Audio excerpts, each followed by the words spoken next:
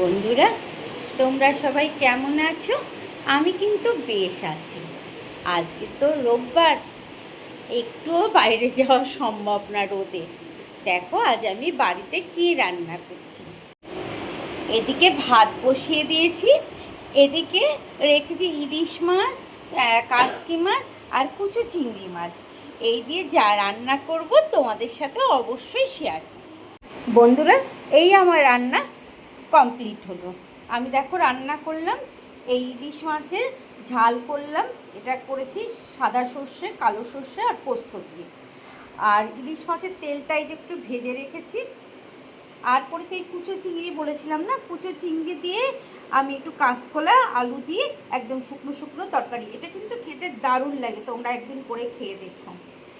আর কাসকি মাছ দিয়ে আলু আর বেগুন দিয়ে চচ্চড়ি করেছি। আর এই আমের চাটনিটা ফ্রিজের মধ্যেই ছিল। আর ভাত তো থাকবেই।